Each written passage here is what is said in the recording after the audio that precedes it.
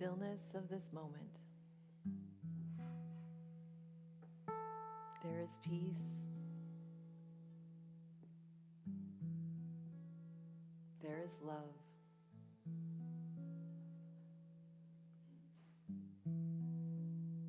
I am peace.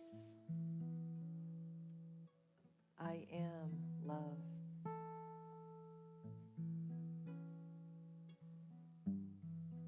You are peace.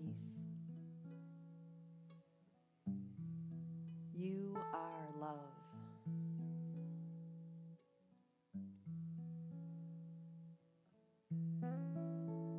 In the stillness of this moment,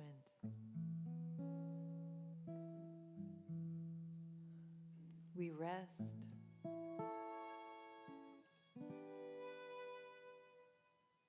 We trust.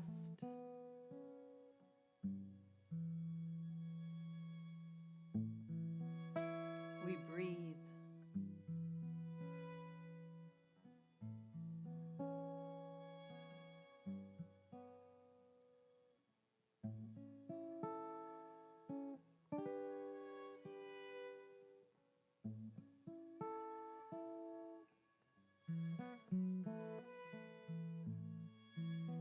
We sense the cells of our body vibrating to the sounds of the music, awakening to the breath of the souls breathing with us. Here, everywhere, in the soul of the sacred earth.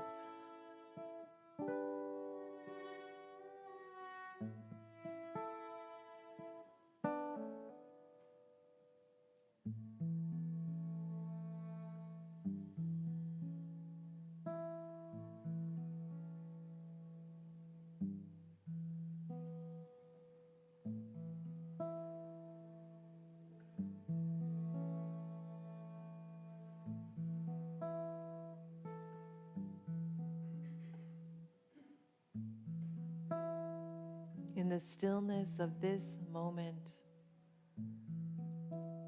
let your heart and soul sing its song, the song of breath, the song of heartbeat, the song of presence.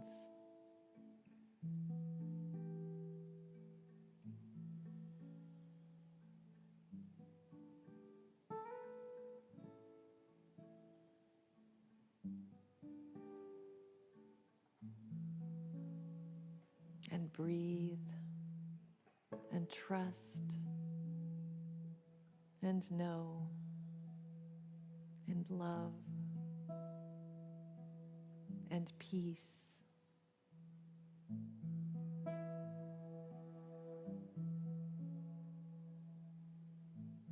And yes, and yes,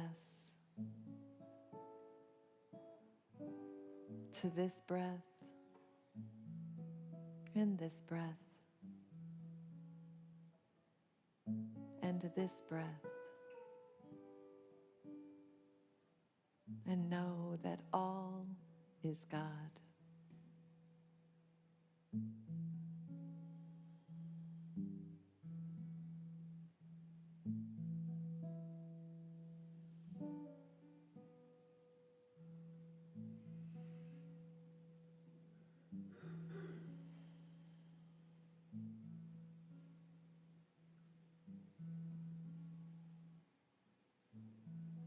Wherever you are, be the soul of that place.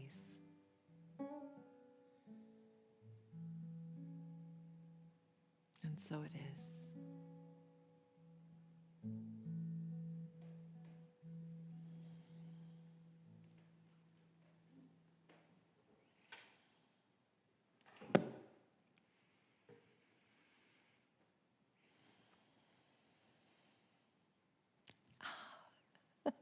Thank you, Raj.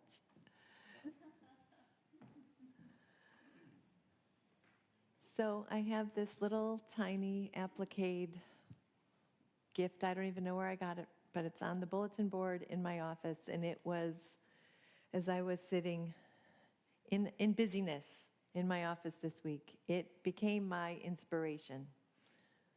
So I sent Raj a picture of it to say, this is what this is, the soul of this place. I'm going to knit all those things together that are right now spinning around in my brain. And it became my own anchor. So thanks for using that photo. Wherever you stand, be the soul of that place, Rumi. One of the threads that will connect the braids of my talk this morning is the sense of mysticism. Rumi is a Sufi mystic. The Shabbat service that I was at on Friday night was very much a Kabbalah, mystical Jewish celebration. The Celtic mysticism that speaks to my own soul and my roots will be part of what weaves in today. But I'd like to begin, again, kind of going back in time. And do you remember where you were 5 years ago when the world stilled? Friday the 13th at school, we didn't have the kids come in. We explored possibilities just in case. Schools had to shut down too.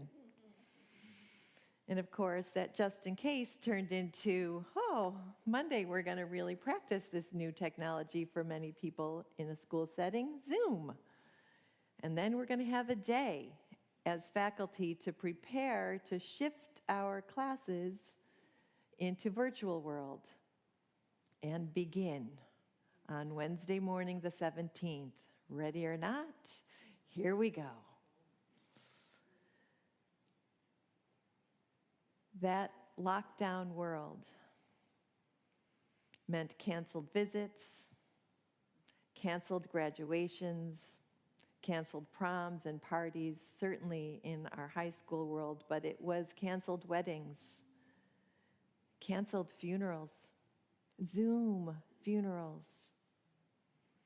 So many life moments we marked in isolation. As an extrovert, there were times that I could not get myself off my own front porch. So many simple acts of daily living that all of a sudden we could not take for granted. Running to the grocery store because you forgot something you were making for dinner. Oh no, I can't do that. They may not have it, number one. And it means, I have to mask up. I have to do, there was no just spontaneity. And yet, smog cleared. We could hear bird song in cities. We found ways to connect socially, even in isolation. We had to think on our feet and think with our hearts and think in new ways about what it meant to live in community. One of the things that was my role at the school that I was in those wild and woolly days as the spiritual life director of that school, campus minister, as I sent out Monday through Friday a daily reflection, a little meditation, a little video. I got very good at having a little tripod, and took me an hour and a half of many takes to get a 30-second clip to send out, but that was part of my spiritual practice. But one of the things that kind of went around the internet in those days was a poem by Leslie Dwight. What if 2020 isn't canceled? You may have seen it back in the day, but here it is. What if 2020 is the year we've been waiting for?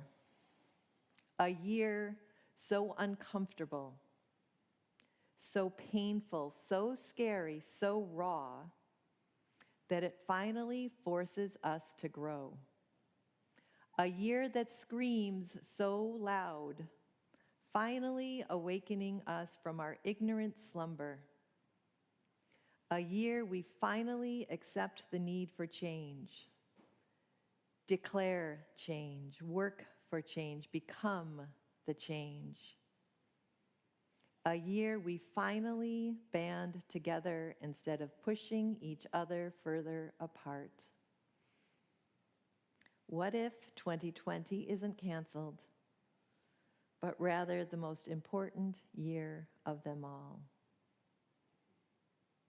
We fixed everything that year, didn't we? It is so painful.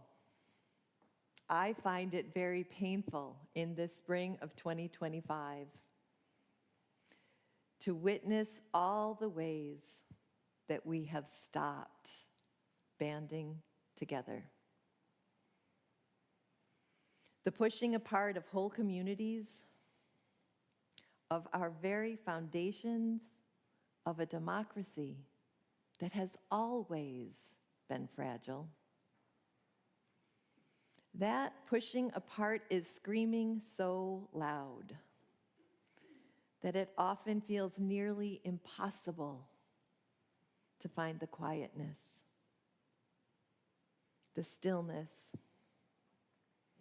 that helps us hear the voice of the beloved, God beside us, God beside us, God being us. That noise is so oppressive. And yet, what if this spring of 2025 is also the most important year of them all? That this present moment is the most important moment of all. What is our invitation? That has been the theme of these last weeks and months of my messages. How are we answering that call, that invitation? Wherever we stand is the soul of that moment, of that place. So as our resident historian, Dennis, there you are. Dennis loves to remind us, it was St. Patrick's Day 39 years ago? 29 years ago? A lot of years ago. That the first Sunday service was held here in this space. This is the soul of our community.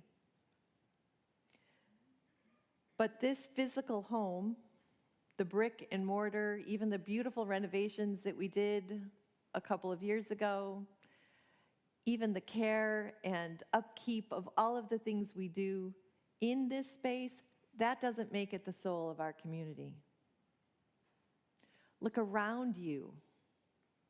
I'm looking right at the camera. I hope I'm looking at the right one. So you at home, feel me looking far. Feel me looking at you. You are the soul of us as well. It is our soulful presence, year after year, week after week, day after day, that makes this the soul of our community. So let me weave back to the mysticism of Friday night's Shabbat service. Wasn't that a great way to get yourself landed physically? Rabbi Zach, Michael, the birthday boy, the musicians, including my son Billy, Marika, all of the family and friends and loved ones gathered into this beautiful, simple space where there was an altar that was just a round table with Shabbat candles, a lotus candle. Marika blessed the water. She blessed the air and the fire. And then we used rose petals as the blessing of the earth, showering rose petals on every person's head. It was such a sacred gathering. And though the songs were sung in Hebrew, except for "Please prepare me to be a sanctuary," it didn't matter. The unfamiliar words echoed in my cells as Rabbi Zach reminded us that we were there to bless Michael as he entered a new decade, but to bless each other, to fortify each other in the gift of that sacred time together. I knew a tiny handful of people there. Billy and Lauren, Michael and Marika. I've met a couple of members of Michael's family here and there, but it did not matter. We were soul presence to each other in that space. As we sang, as we prayed, as we blessed, as we entered the soul of that place that we created together.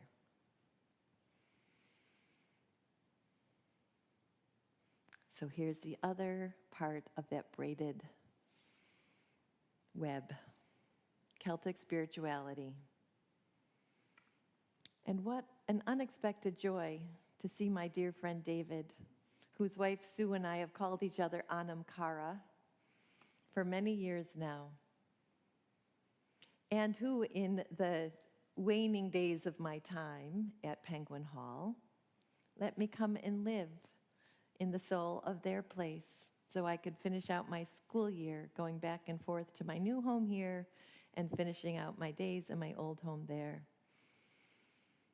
Celtic spirituality teaches about the gift of having a soul friend. Someone who knows you so well that they see you. They can hold your toes to the fire when that's what's needed because they see you and love you despite anything that's bringing you, pulling you away from your soul's purpose. But most importantly, they mirror the light that we are. A soul friend helps us see our soul. John Philip Newell, in Sacred Earth, Sacred Soul, writes about Pelagius, one of the earliest teachers of this spiritual practice. It is vital for us in our personal journey of inner awakening. We envision a world transformed by the spiritual awakening of us all. It is vital for us in our personal journey of inner awakening to have a friend who knows the depth of our soul. Because the very act of trying to give expression to our soul, the unrepeatable expressions of the divine that we are, the very act of trying to give expression to our soul in the presence of someone who loves and trusts us will enable us to grow in awareness. Then, what may have been lying unconscious in our own depths will move up into greater consciousness, further enabling us to translate this awareness into action in our lives, in our relationships, in the world. We awaken to and embrace the divine essence of all beings. And as we awaken and become aware of that essence in us and in everything, it calls us then to be love. Here at Unity, we claim our spiritual identity. We claim it. It's not a creed. It's not a set of beliefs that we have to sign off on. We claim our spiritual identity as our truth. And in the soul friendships that happen here, we awaken to the truth that our souls live in the presence of the all. And we fortify each other then to live from that place. From that truth. Either the fifth principle, or if you listen to Kelly Isla, the fourth principle that points towards the one, or the fourth practice that points towards the one principle that God is everywhere present, is we live our truth.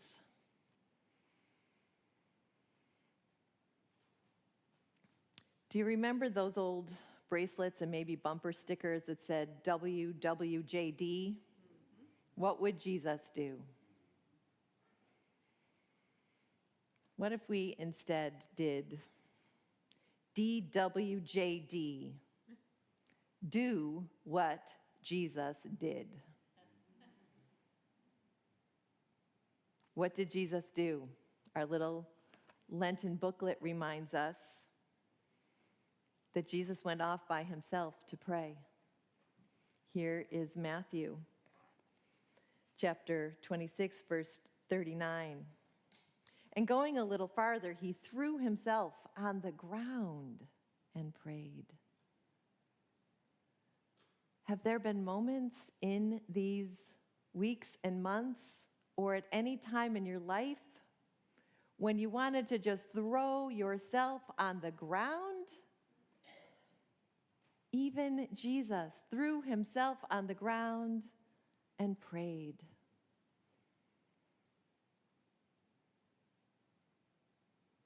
Let's do what Jesus did.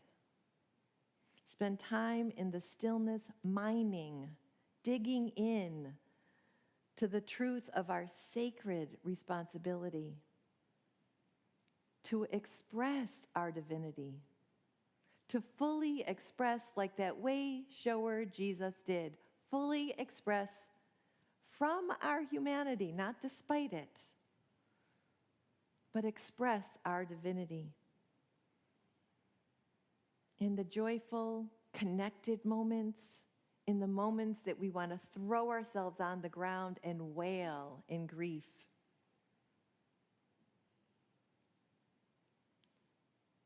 We gather like Jesus did, and we grow beloved community. In the soul of this place, in the social justice circle meeting, in hospitality, in spirit groups, in crafternoons, in writing with company that's happening on Wednesdays, and all of the ways that the life of this community is vibrant. We grow community together in all of those ways. The joyful, the simple, the fun, and the deeply moving listening that happens when one of us sits in the presence of another whose heart is weary, who has lost hope. In all of those ways, we do what Jesus did, and we gather. We eat. We have meals together. We heal each other. We pray. In the soul of this place, we feed the hungry. We care for the sick. We care for those who are in most need of healing, for all of those who are imprisoned by greed and the power over that is so rampant in our world today, and was indeed in the time of Jesus. We do what Jesus did, and we show the way of kinship, kingdom, our solidarity with the least of these, because that's us as well. Our kingdom with all of creation. We live in a way that flies in the face of tyranny and empire like Jesus did. And we lean instead on the power of the source of all life, our source of all love.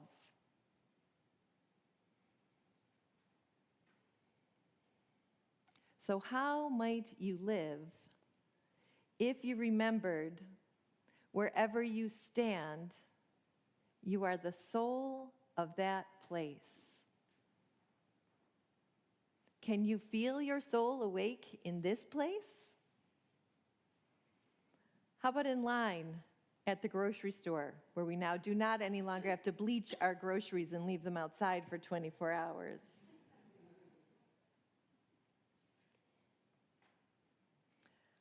How about if we remember, even when we are engaging in civic life right now, if you're going to a town hall meeting, writing postcards, writing letters, showing up to be of service, what if our starting point, even for that, is that we show up remembering we are the soul of that place? How might we sometimes need a soul friend to help us remember? Show up and be the soul that you are. How might we sometimes be that soul friend for someone else? How might we seek first to fortify our souls so that our actions grow from that grounded awareness, not from the fiery energy of outrage that burns like a flash but does not sustain us, nor is it sustainable as the fuel that helps us show up as love.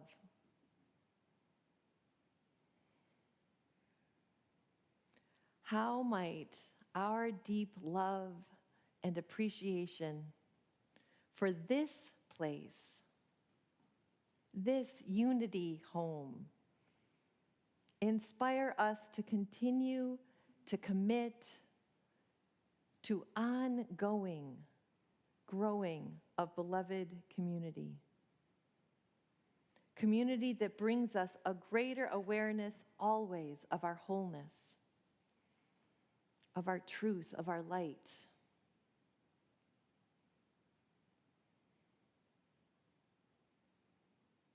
Anam Cara, beloved friends. Of course, our inner awakening is so vitally important to our path. But that inner awakening is to grow us, to call us, to encourage us, to have courage of heart, to show up wherever we stand, so that when we are in the world, when we are in our families, when we are in our friendship circles, our souls beckon the souls around us to stay awake, to be food and light for the world.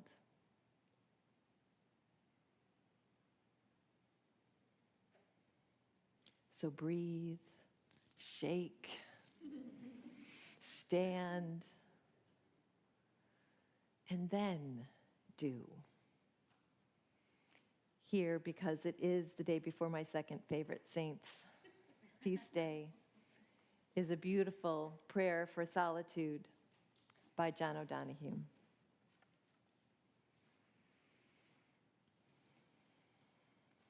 May you recognize in your life the presence, power, and light of your soul.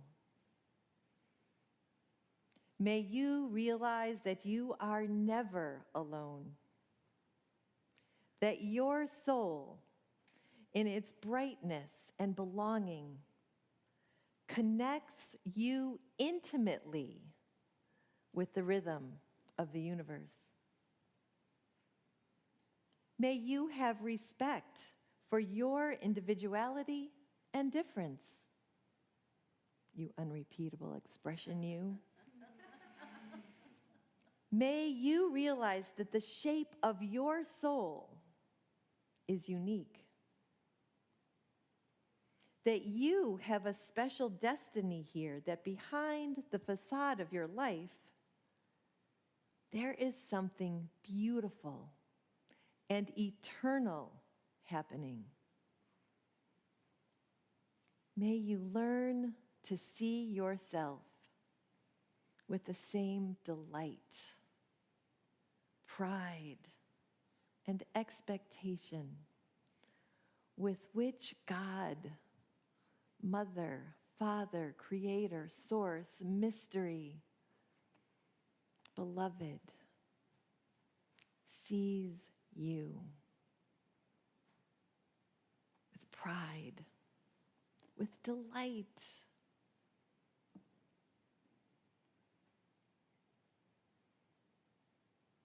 With the expectation that you will know and you will trust and you will breathe